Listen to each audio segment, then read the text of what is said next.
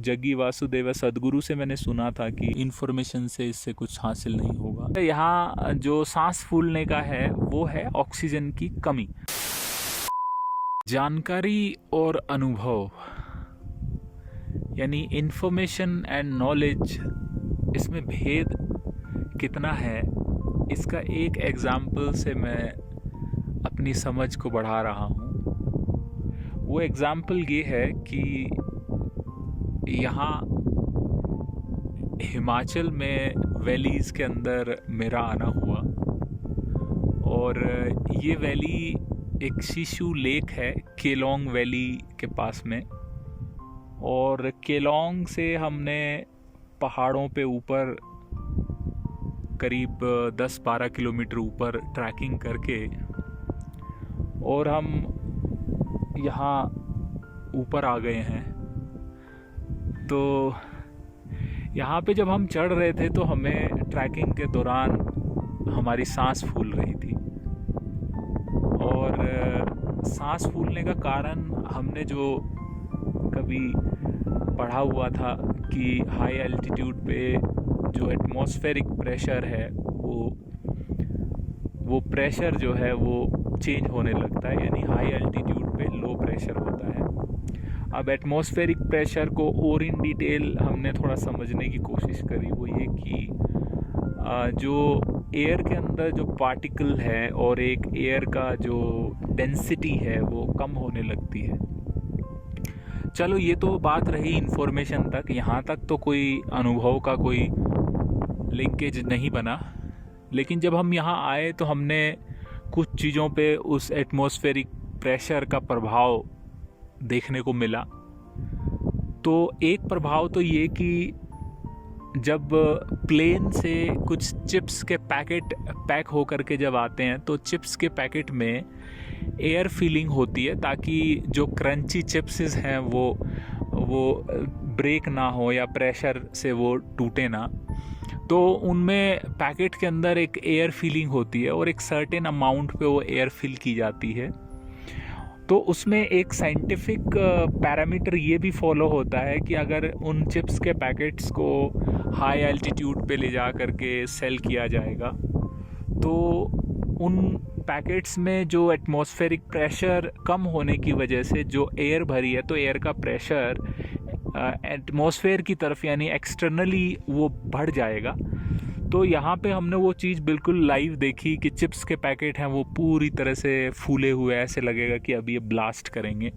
तो जितनी amount of air feeling होती है, जो प्लेन के अंदर एक थोड़ा स्पेस फील होता है हमें, तो वो स्पेस यहाँ हाई एल्टीट्यूड में आ करके और वो पूरा स्पेस कवर हो जाता है। तो जो स्पेस रखा गया है वो स्पेस इसीलिए रखा गया है उसमें कि जब वो हाई एल्टीट्यूड तक पहुँचेंगे तो वो ब्लास्ट करके और एयर लीक ना हो प्रेशर से।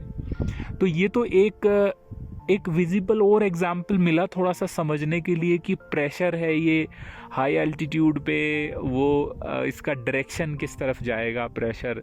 फिर हमने थोड़ा और स्टडी करके ही यानी इन्फॉर्मेशन गैदर करी, बट फिर भी अनुभव के आयाम तक नहीं पहुंचा गया। तो अब मैं आपको जो एक्सपीरियंस किया, जो अनुभव किया, वो पार्ट मैं इसमें ऐड करता हूँ।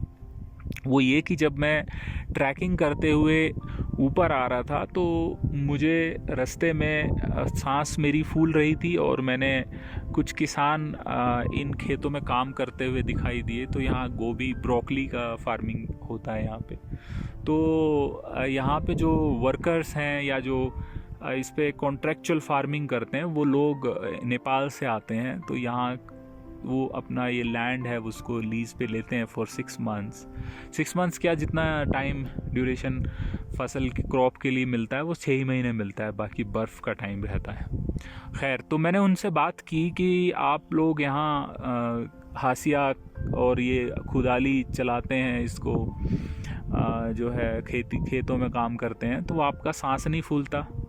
तो उन्होंने कहा कि सांस हमारा इतना नहीं फूलता, अब नहीं फूलता। पहले तो जब हम लोग आए थे, करीब 2-3 साल से वो लोग आ रहे हैं, तो जब यहाँ पे इतनी हरियाली, इतने प्लांट्स और ट्री तो अभी भी नहीं है, तो कुछ एक दो ट्रीज़ हैं जो यहाँ के स्पेसिफिक जो मिलते हैं जिनका साइज़ थोड़ा बड़ा है। तो वो एक पेड़ है जिसकी छाँव में मैं अभी बैठा हूँ, छाँव में नहीं, मैं उस पेड़ के पास बैठा हूँ।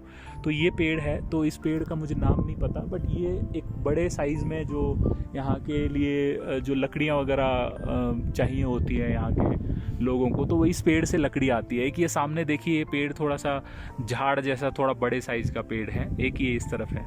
तो ये सबसे बड़ा पेड़ यही है यहाँ पे, बाकी सब प्लांट हैं, फूल हैं और ये छोटे प्लांट्स हैं यहाँ पे, और ये तो क्रॉप वाला पार्ट है। तो मैं जो पॉइंट यहाँ बताने जा रहा हूँ, तो इन लोगों ने मुझे बताया कि 3 साल पहले जब यहाँ ये लोग आए थे तो यहाँ पेड़ तो वैसे ही नहीं होता, जैसे अभी हिल्स में देखोगे तो कोई पेड़ आपको नहीं दिखेगा। तो यहाँ पे उनकी हालत ख़राब होती थी और उनको लगता था कि ऑक्सीजन परसेंटेज यहाँ पे बिल्कुल नहीं है। तो जो एटमॉस्फेरिक प्रेशर की जो मैंने बात करी, वो प्रेशर के साथ साथ हमें जो ब्रेथलेसनेस होती है वो तो एक ऑक्सीजन की कमी के कारण होती है। अब वो ऑक्सीजन की कमी जो होती है वो एक्चुअल में जो रेशियो है ऑक्सीजन का यहाँ पे, वो परसेंटेज कम होती है। जो व्हेन यू ब्रीद इन, तो प्रेशर से ब्रीद इन ब्रीद आउट में तो थोड़ा सा फ़र्क पड़ता है, लेकिन वो प्रेशर से ज़्यादा फ़र्क यहाँ जो सांस फूलने का है वो है ऑक्सीजन की कमी।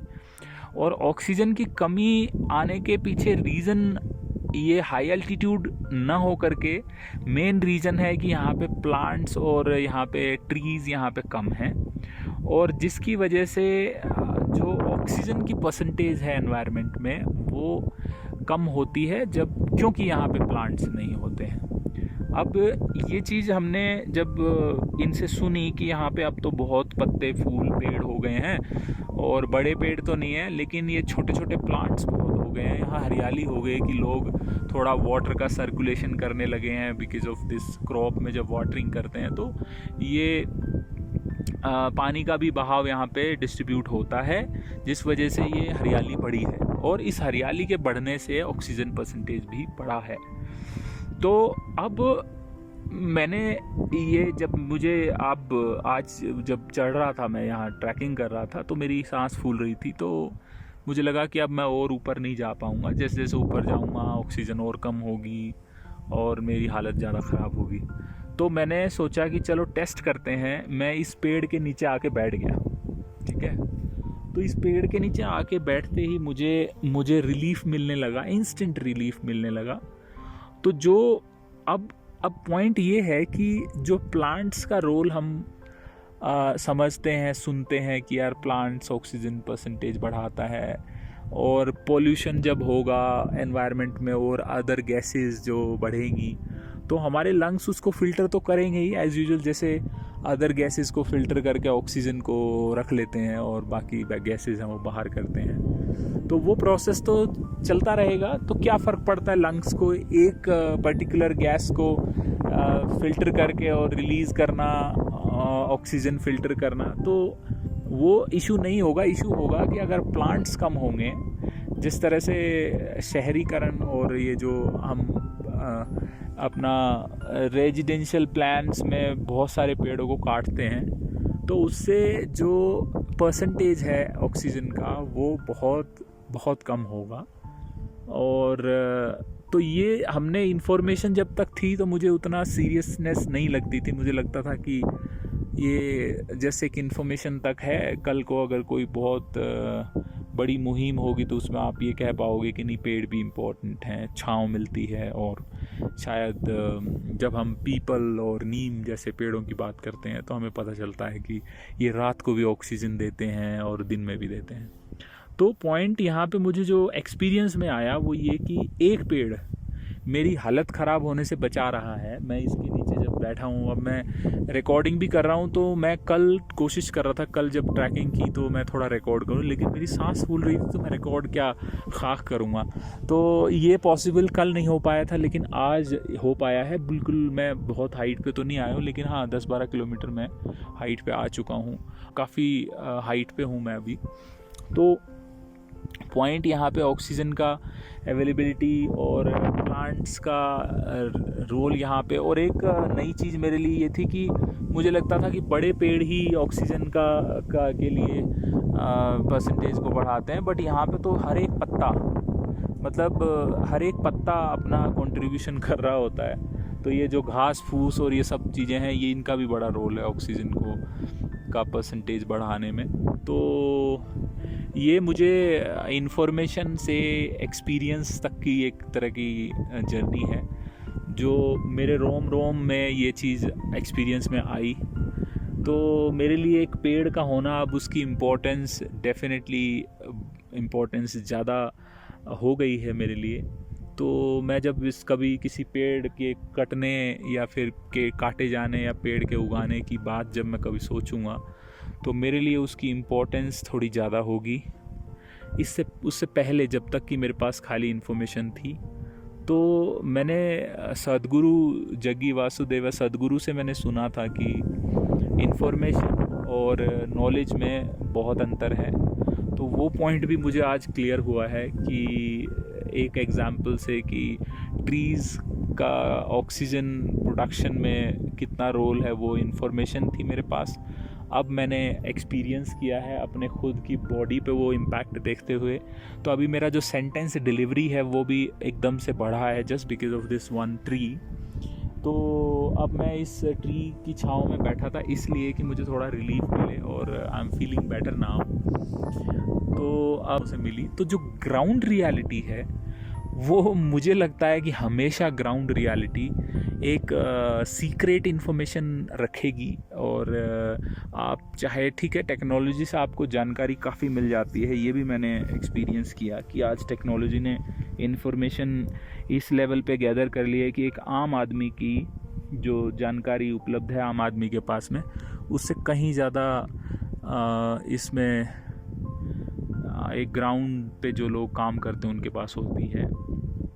लेकिन अब जब हम ये सोचते हैं कि इन्फॉर्मेशन बढ़ती जाएगी, तो वो रिकॉर्ड्स में जो ग्राउंड पे लोग काम कर रहे हैं और वो जो एक्सपीरियंस करते हैं नई चीज़ों का, वो एक्सपीरियंस तो मेरे ख्याल से ग्राउंड पे जाके ही किया जा सकता है। तो कि importance of plant, importance of herbs और importance of this peaceful environment, importance of this stillness, ये एक्सपीरियंस की जा सकती हैं।